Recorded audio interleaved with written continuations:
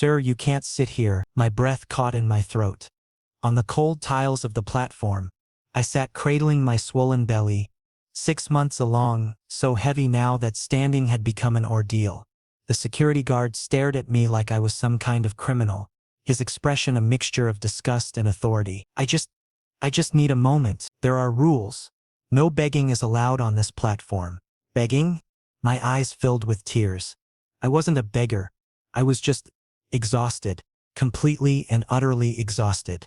Since morning, I'd attended 3 job interviews, but no company wanted to hire a pregnant Omega. And now this humiliation stood before me like a wall I couldn't climb. People's gazes stuck to me, some pitying, some hateful, as if I were some kind of spectacle put on for their entertainment. "Please, just 5 minutes. Leave now, or I'm calling the police." My humiliation became a public show. People lifted their phones. Someone was recording a video. Shame burned across my face like fire. Slowly I stood up, trembling from pain, and stumbled toward the corner of the platform. Tears streamed down my cheeks, but I didn't want to wipe them away. This wasn't new to me, this humiliation, this rejection. But today, with my child inside me, it all felt too much. I was broken inside. I stopped in the corner, leaning against the wall for support, trying to control my breathing. A small movement stirred in my belly. My baby. Perhaps even he could feel how shattered I had become. Then a voice came, so deep, so powerful that my soul trembled. "What the hell is going on here?" I turned to look. A man was walking across the platform. His suit so sharp that light reflected off it. His face so intense that the security guard's soul seemed to leave his body. His scent surrounded me. Cedarwood dominance. Pure alpha command. My Omega instincts bowed immediately.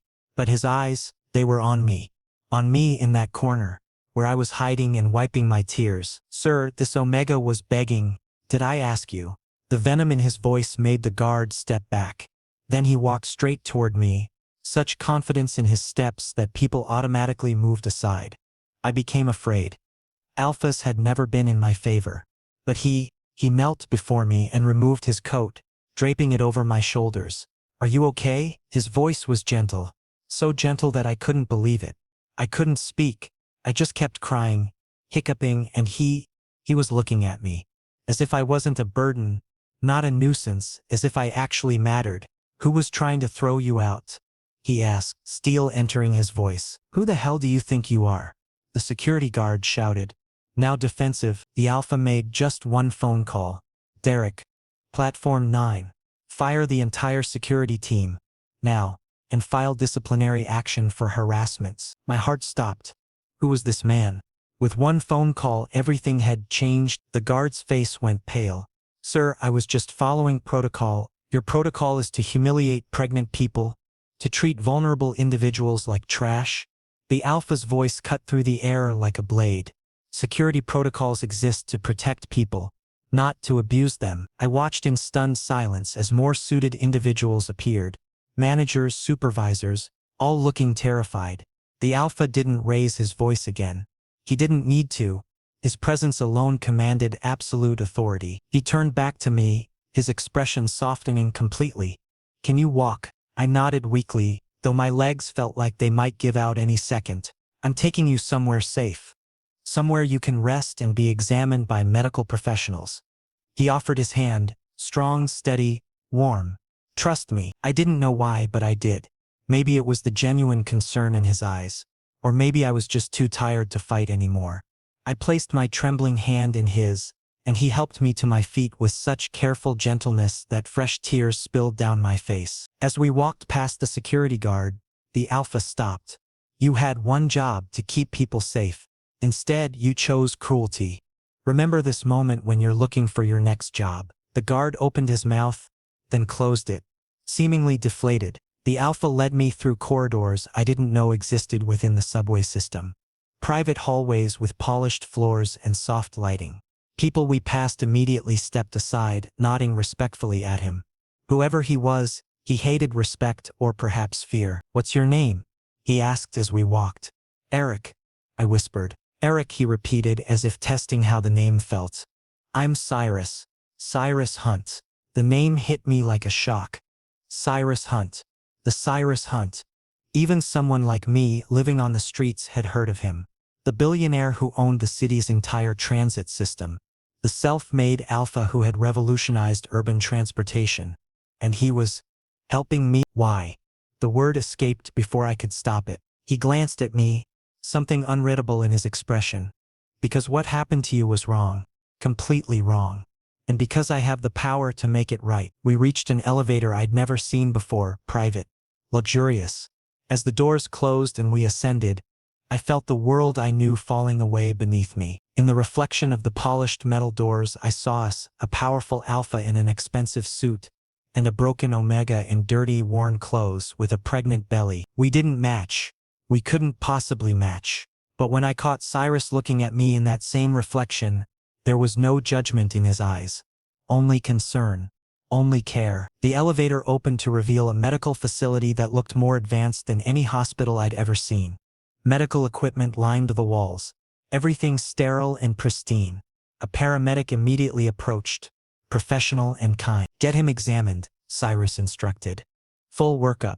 I want to know everything. His health, the baby's health, any complications. Right away, sir. As the paramedic guided me toward an examination table, I looked back at Cyrus. He stood there, hands in his pockets, watching me with an intensity that made my heart race for entirely different reasons than fear. Thank you, I managed to say. He nodded just once. You're safe now, Eric. That's all that matters. As the examination began, one thought kept circulating through my exhausted mind. Nothing would ever be the same again. This alpha, this powerful, commanding man, had just crashed into my life like a storm. And somehow, impossibly, I felt like maybe, just maybe, I was going to survive after all. The paramedic wrapped a blood pressure cuff around my arm, and I closed my eyes, letting myself breathe properly for the first time in months. Safe. He said I was safe, and against all odds, I believed him. Do you know who I am? We were in the subway's private medical room, a place I hadn't known existed until now.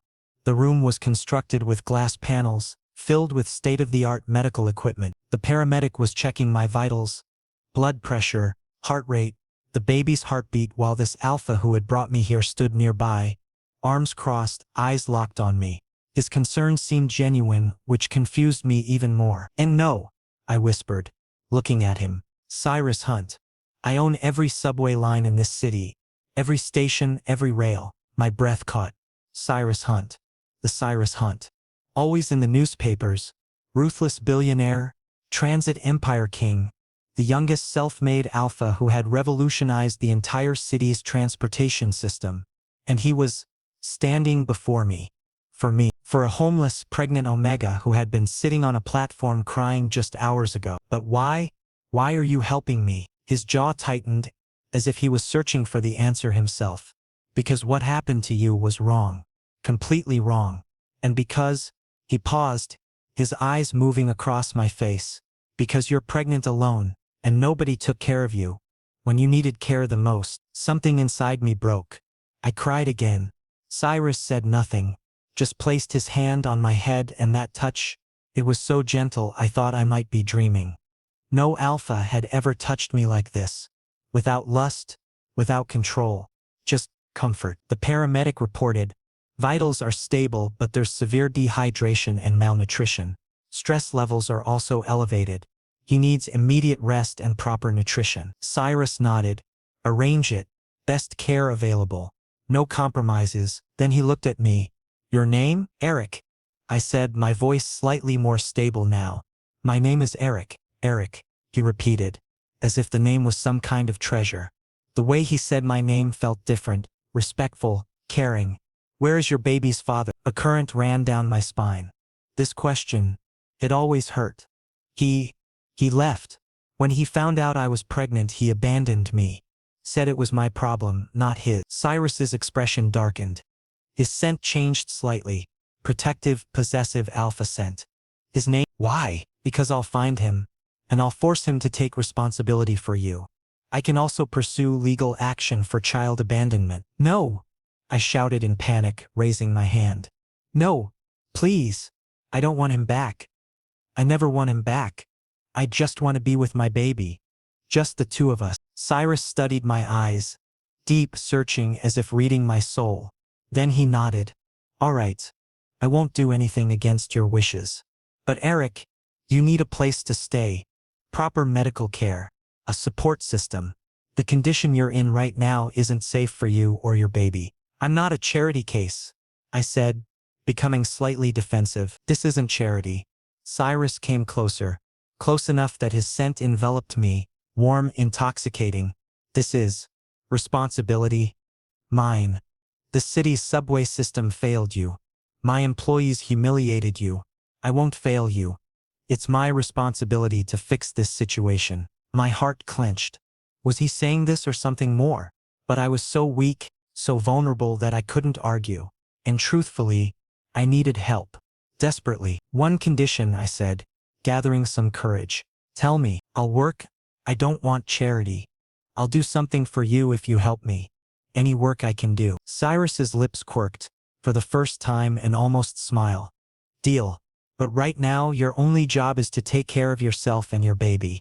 Everything else comes later. The paramedic finished the examination and handed Cyrus a tablet with my results.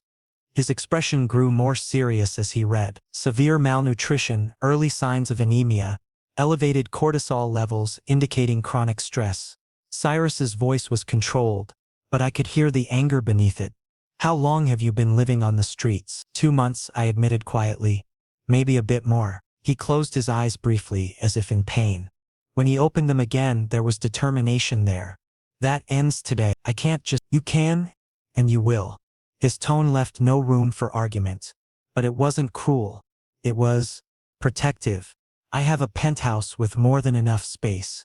You'll lay there until we figure out a more permanent arrangement. You'll have access to medical care, proper nutrition, everything you and your baby need. Why would you do this for a stranger? The question hung in the air between us. Cyrus was silent for a long moment, his gaze never leaving mine. My mother was an unmated omega, he finally said, his voice quieter now. She was pregnant with me when my father abandoned her. She struggled alone, worked herself to exhaustion trying to provide for me. I watched her suffer my entire childhood. He paused, emotion flickering across his face. I built this empire partly so that no Omega would ever have to go through what she did. And yet, here you are, failed by the very system I created. I won't let that stand. The raw honesty in his words struck me deeply. This wasn't just about helping a stranger. This was personal for him. Your mother, where is she now? She passed away 2 years ago. Cancer. His voice remained steady, but I saw the grief in his eyes. She never got to see what I built. Never got to live in comfort after all those years of struggle. I'm sorry, I whispered. Don't be. Just let me help you. Let me do for you what I couldn't do for her. How could I refuse that? How could I reject such sincere, painful honesty? Okay, I breathed. Okay. Relief washed over his features. Good. We'll go to my penthouse now. You can rest, eat something proper. Tomorrow we'll set up a full medical schedule and discuss what comes next. As he helped me to my feet again, his hand supporting my elbow with gentle firmness, I realized something profound was happening. This wasn't just about shelter or safety. Something was shifting between us. Something neither of us had expected. The paramedic handed me a bottle of water and some crackers. Eat these slowly. Your system needs to adjust to proper food gradually. I nodded, nibbling the crackers as Cyrus led me out of the medical room. His hand never left my elbow, steady and reassuring. In the private elevator, surrounded by luxury I'd never experienced, I caught our reflection again. We still didn't match his expensive suit, my tattered clothes. But somehow, standing there together, it didn't seem to matter as much. Eric, Cyrus said softly. I looked up at him. You matter. Remember that. You matter. And so does your baby. Don't ever let anyone make you feel otherwise again. Tears threatened again, but this time they were different. Not tears of pain or humiliation, but tears of something I hadn't felt in so long I'd almost forgotten what it was like. Cyrus's penthouse was a different world entirely. Floor-to-ceiling glass walls showcased the entire city, modern furniture arranged so perfectly it looked like something from a magazine, and silence filled every corner. Such profound silence that I could hear my own heart. He had brought me here directly from the medical room. No questions, no hesitation. In his car he had given me bottled water, adjusted his jacket on my shoulders, and never once made me feel uncomfortable. But now, standing in the middle of this luxury, I felt like I was in the wrong place. This space wasn't meant for someone like me. Your room is on the second floor, Cyrus said, leading me toward the stairs. The medical team will come tomorrow morning for a checkup. If you need anything, tell me. The kitchen is fully sussy, or I can call a chef if you prefer. You live here? I asked nervously. Yes. My bedroom is on the third floor. But Eric, don't worry about privacy. I'll respect your space. So we would be living in the same penthouse. My omega instincts started to panic. Alphas were dangerous, especially around unmarked, unmated omegas. It was common enough in society for alphas to take advantage of vulnerable omegas. But Cyrus had never looked at me that way. He was just caring. The concern in his eyes was genuine. He led me to the second floor.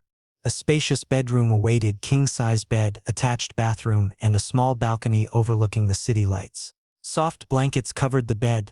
Fresh flowers sat on the side table. All this is for me? I whispered. Yes. And tomorrow I'll have maternity clothes and other essentials delivered. For now, rest. Cyrus. He heard me say his name and stopped in the doorway. I turned. You're safe here. I'll never hurt you. I give you my word. Tears came again. Why? Why was this stranger, this powerful alpha, caring for me so much? Was he truly this selfless, or was there some hidden agenda? But his eyes, they held only sincerity. That night I lay in my new room, the bed so soft I sank into it. For the first time in weeks my body was relaxing. But sleep wouldn't come. Fear lingered. Fear that I'd wake up and this would all be a dream. Or worse, that Cyrus would realize I'd used him and throw me out. My past was so dark that I couldn't believe in happiness anymore. Then a soft knock came at the door. Cyrus stood there, sweatpants and a plain t-shirt. Casual. Human. The ruthless billionaire mask was gone. You're not sleeping? He asked, concern in his voice. I'm not used to such a comfortable bed, I admitted honestly. He came inside and sat on the floor beside my bed, his back against the wall. This gesture, it was so simple yet so meaningful. He had come down to my level, literally. When was the last time you had a proper home? More than 2 months ago, I said, pain in my voice. Since my ex threw me out. His jaw clenched. And where have you been staying these past 2 months? Shelters. Sometimes on the streets when the shelters were full. But I always tried to find safe places. Guarded parks, public libraries with security, bus stations. Sometimes I'd sit in all-night diners with one coffee order until they kicked me out. Cyrus buried his face in his hands, as if hurt, as if my pain was physically affecting him. For a long time he said nothing. Then he looked at me and his eyes, they held tears. Eric, why didn't you ask for help before? Social services, some organization, because nobody helps, my voice broke. Pregnant omegas who are alone, they're considered trash by society. I tried. I went to several agencies, but the waits are so long that my baby would be born before my number came up. And people, they judge. They say I chose this myself. I never mattered to anyone. Never. Cyrus grabbed my hand, firm, warm, grounding. You matter to me, Eric. Very much. And that night, for the first time in months, I fell asleep, safe, warm, and perhaps feeling a little bit loved. When I woke the next morning, sunlight streamed through the windows. For a moment, panic seized me. Where was I? Then memory returned. The penthouse. Cyrus. Safety. I sat up slowly, my body still aching but less than before. The door was slightly ajar and I could smell something cooking. My stomach growled, a reminder that I hadn't had a proper meal in far too long. Cautiously, I made my way downstairs. The kitchen was enormous, all gleaming countertops and modern appliances. Cyrus stood at the stove, cooking what appeared to be scrambled eggs and toast. He'd changed into business casual clothes, slacks and a button-down shirt with the sleeves rolled up. Good morning, he said when he noticed me.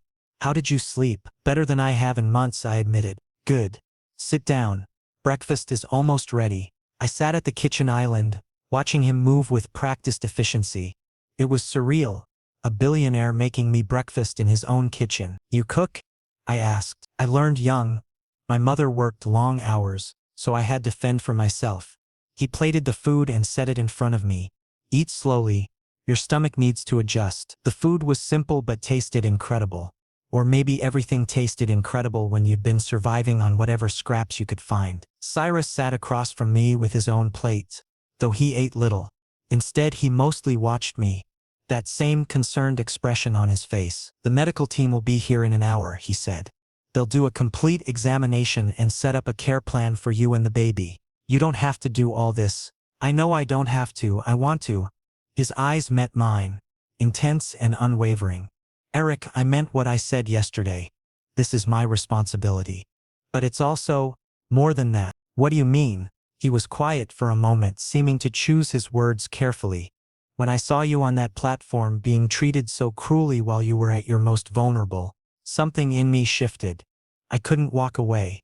I won't walk away. The sincerity in his voice made my chest tighten.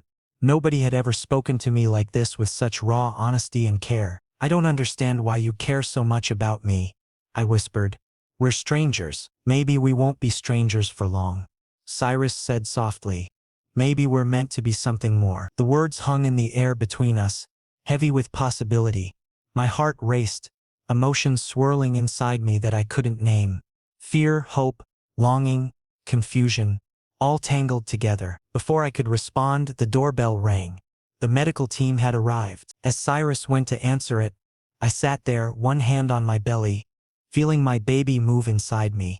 Everything had changed in less than 24 hours. Yesterday I'd been homeless and hopeless.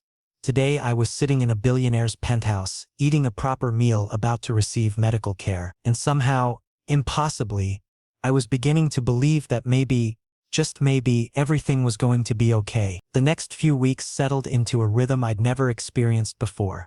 Cyrus had breakfast with me every morning.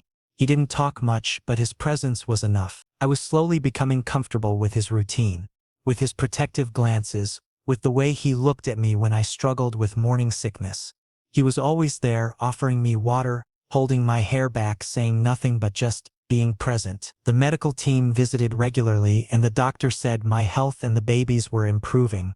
Proper nutrition and a stress-free environment were making a visible difference. But Cyrus, sometimes he would drift away, get lost in his thoughts.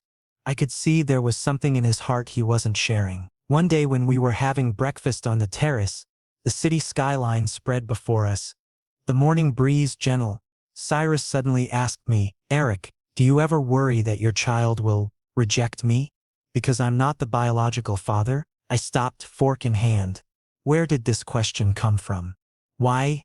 Why would you think that? Cyrus set down his coffee cup and began tracing its rim with his fingers, a nervous gesture I was seeing for the first time. Because I never met my biological father. He left before I was born. My mother was pregnant, unmated, and my father, he just disappeared. No explanation, no support. My heart ached. Cyrus, my mother, she was shattered, alone. Exactly like you. She raised me by herself, worked 2 jobs to send me to school. From childhood, I watched her struggle, watched her feel so isolated. And I couldn't do anything. I was just a child. His voice cracked. For the first time, I was seeing Cyrus vulnerable. He wasn't the powerful, untouchable alpha. He was a broken child who had watched his mother suffer. When I grew up, I decided I would never let any Omega experience the pain my mother felt. That's why I bought the subway system, because my mother used public transport, and she always felt unsafe. I'd every Omega to feel secure. But then I saw you on that platform and realized I had failed. My own system hurt you. No, I said quickly. Cyrus, you didn't fail. You saved me. I don't want your child to feel the pain I felt growing up without a father. That's why I'm here.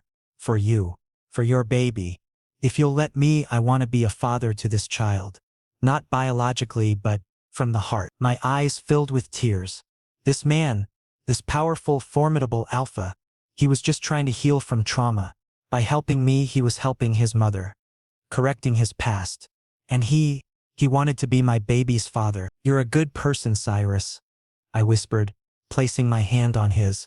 Your mother must have been so proud of you. She was, Cyrus said. and now tears were clearly visible in his eyes. She passed away 2 years ago, cancer. And I never got to show her what I built for her. She never came to this penthouse. Never saw that I became successful. But she saw you, I said, my voice firm. She saw you become a good person.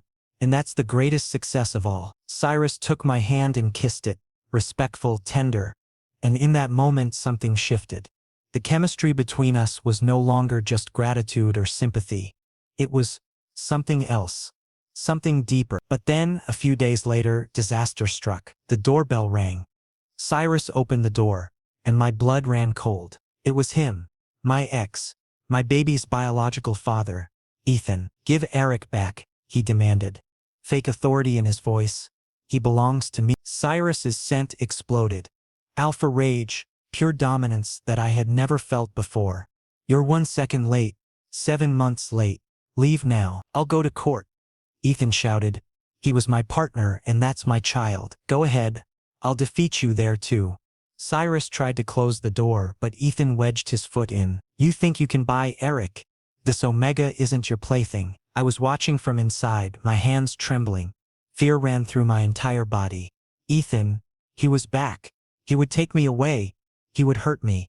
Hurt my baby. Cyrus, I cried, panic in my voice.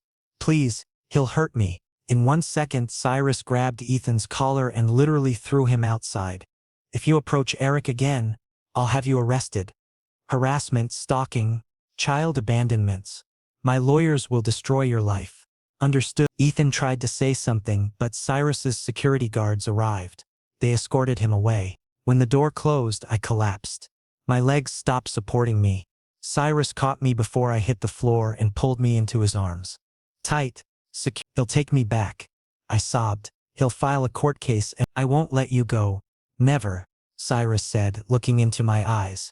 Eric, I'll protect you and your baby in every way possible. Legal, physical, emotional. You're safe.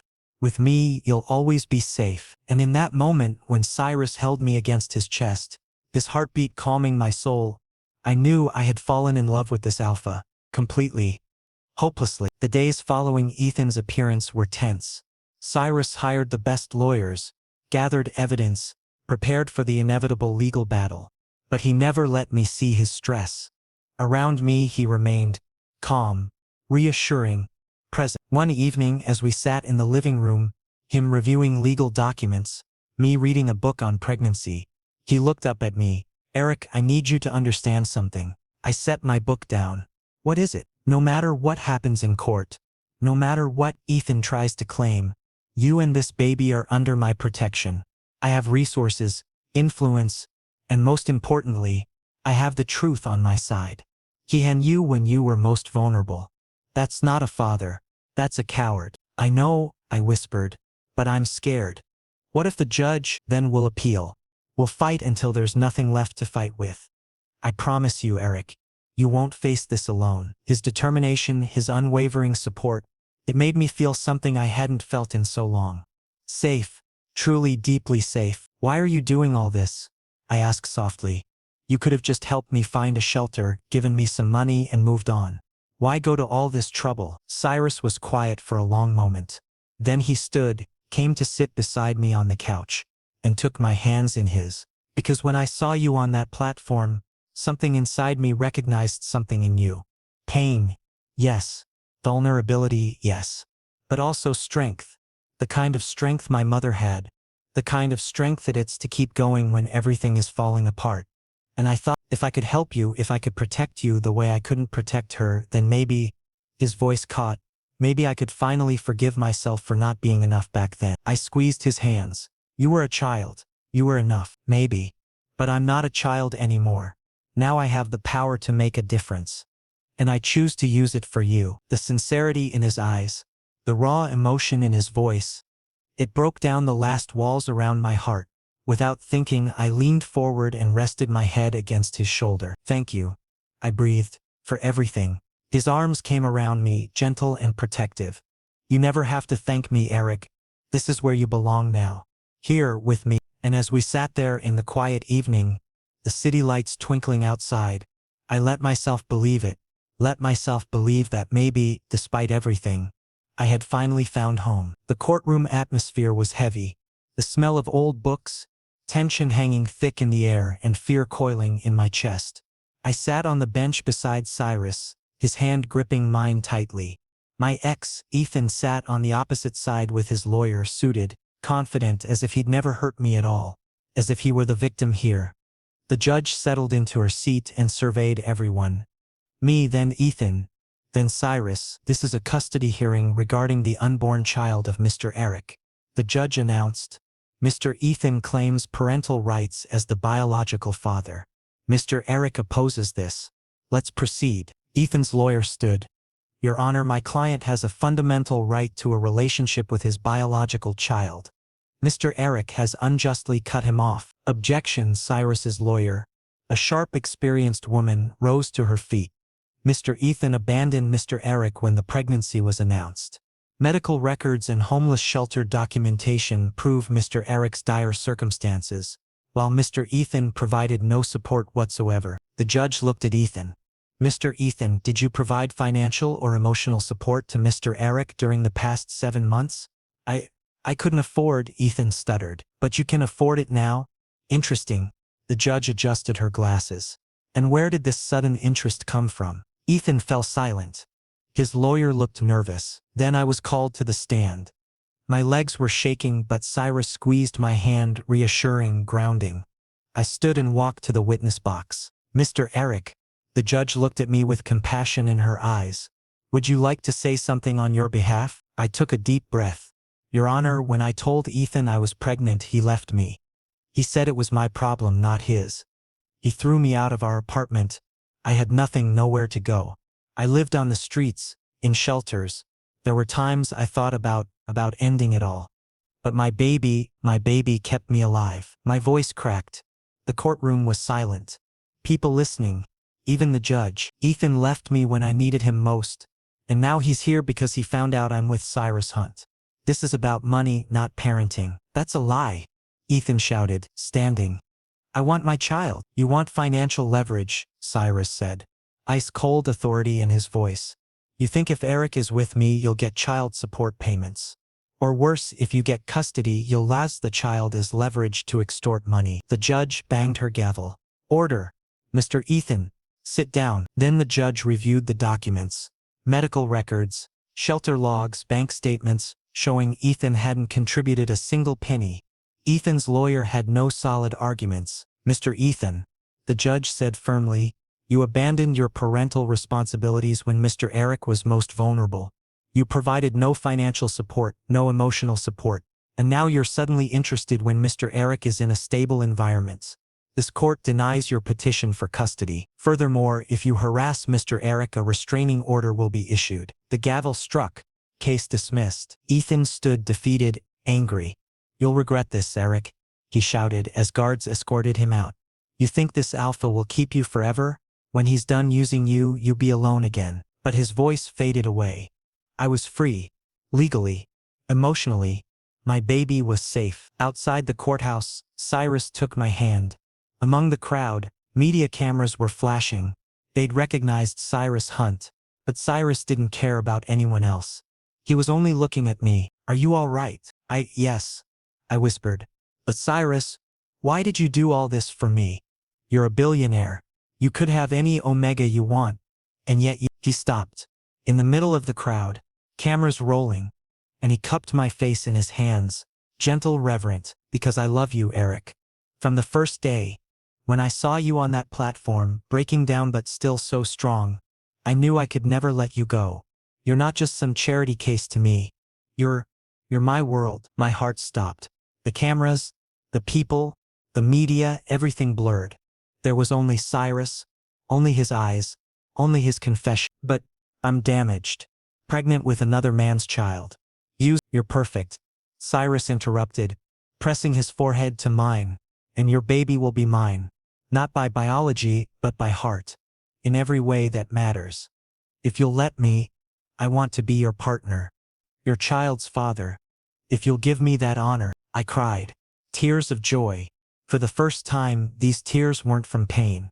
They were pure happiness. "I love you too, Cyrus," I said, my voice carrying every emotion, Every unspoken word. I love you so much. He kissed me right there, in front of the cameras, in front of everyone. Gentle, deep, claiming. And in that moment, my past finally became just that past. I was only looking at the future now, with Cyrus, with my baby. As we walked to his car, hand in hand, reporters shouted questions. Cyrus ignored them all, his focus entirely on me. "Let's go home," he said softly. Home. The word had never sounded so beautiful. In the car, as the city passed by outside the windows, I rested my hand on my belly. The baby kicked strong, healthy. Cyrus noticed and placed his hand over mine. "Did you feel that?" I asked. "Yes." He smiled. "Strong little one, just like their father," I said, then caught myself. You mean me," Cyrus said firmly. "Biology doesn't make a father, Eric. Love does. Commitment does. And I'm committed to both of you for the rest of my life." I leaned my head on his shoulder, feeling more content than I ever thought possible. The legal battle was over. Ethan was gone. And ahead of us lay a future I never dared to dream of. "What do you think about names?" Cyrus asked suddenly. I laughed softly. "You want to talk about baby names now? Why not? We're going to be parents. We should start planning. Parents. We." The words filled me with warmth. "I like Rio," I said thoughtfully. "It means river, constant, flowing, full of life." "Rio," Cyrus repeated, testing it. "Rio Hunt." "I love it." "Rio Hunt Eric," I corrected gently. Cyrus's smile widened. "Even better." As we drove through the city that had once been so cruel to me, I realized everything had changed. The streets that had been my prison were now just streets. The subway that had witnessed my humiliation was transformed into something better. And the Alpha beside me, holding my hand like I was something precious, had turned my entire world around. 6 months later, I stood at platform 9 again. But this time, my hand was in Cyrus's hand, and in my arms was our son, Rio. Small, soft, perfect. His eyes were like mine, but his smile was exactly like Cyrus's. Since he was born, Cyrus hadn't left our side for a second. Diaper changes, waking up at night, helping during feeding times. He was there for everything. Despite not being the biological father, he was Rio's papa in every way that mattered. Cyrus had built a memorial here in the corner of the platform where I'd been humiliated. A beautiful wall bore engraved letters. "No one will ever be turned away here again. This station is a safe space for all." Below it sat a comfortable bench, cushioned, warm, dedicated to pregnant omegas and struggling parents. Beside it was a small medical station offering free checkups. "This is for you," Cyrus said, taking Rio into his arms. He handled Rio so naturally that anyone would believe he was the biological father. "So that no one else ever feels the pain you felt. Every pregnant omega will receive respect and care here." I looked at him, this alpha who had become my savior, my partner, my everything. "You didn't just change my life, Cyrus. You've changed so many lives." I could see the changes throughout the platform. Guards had received special training. A help desk provided resources to vulnerable omegas. Shelter information, job opportunities, medical referrals. Cyrus had transformed the entire system. Rio made a small sound. A baby coo, his tiny fist gripping Cyrus's tie. Cyrus smiled, that rare, genuine smile reserved only for us. The smile that completely shattered his ruthless businessman image. He kissed Rio's small hand. "This little guy has no idea how much he's changed everything," Cyrus whispered, his eyes on Rio. "He gave me the purpose I was searching for. And you gave us the home we never thought we deserved," I said, tears coming again. But these were tears of happiness. People noticed us, an alpha, an omega, and their son. Unconventional, unexpected, but real. Some took photos, some smiled. An elderly omega woman approached. Are you Cyrus Hunt?" she asked. "Yes." Cyrus replied respectfully. "My daughter is pregnant. Alone. Your initiative here, you saved her life." "Thank you." Cyrus nodded, emotion in his eyes. "This happened because of Eric. He showed me what was wrong with the system." When the woman left, Cyrus pulled me close. Rio held safely between us. Our small family. The warmth between us. The love. It was all real. "I love you, Eric," Cyrus whispered, touching his forehead to mine. I love you too, Cyrus, I replied. One hand on Rio's soft hair, the other on Cyrus's chest, feeling his heartbeat. Rio cooed again as if wanting to join the moment. The three of us stood there at platform 9, where our story had begun, where my life had changed, and I knew this wasn't our ending. This was our beginning. A family's beginning. A love story that started with pain but ended in hope. Where a broken Omega found an Alpha who didn't just save him but loved him. Where a child was born into the love of two fathers, not by biology, but by heart. Platform 9, the place where my humiliation began, was now the place where our story, our love, our future started, and that was enough. It was perfect. A young couple with a baby stroller approached hesitantly. The Omega looked exhausted, scared. "Excuse me," the Omega said quietly. Is this really a safe space?" I smiled at them, understanding their fear completely. "Yes, completely safe. The staff here are trained to help, not judge." I was kicked out by my family, the Omega confessed, eyes downcast, when they found out about the baby. Cyrus stepped forward, his voice gentle. "There's a resource coordinator at that desk. They'll help you find shelter, medical care, everything you need. You're not alone anymore." The Omega's eyes filled with tears. "Thank you.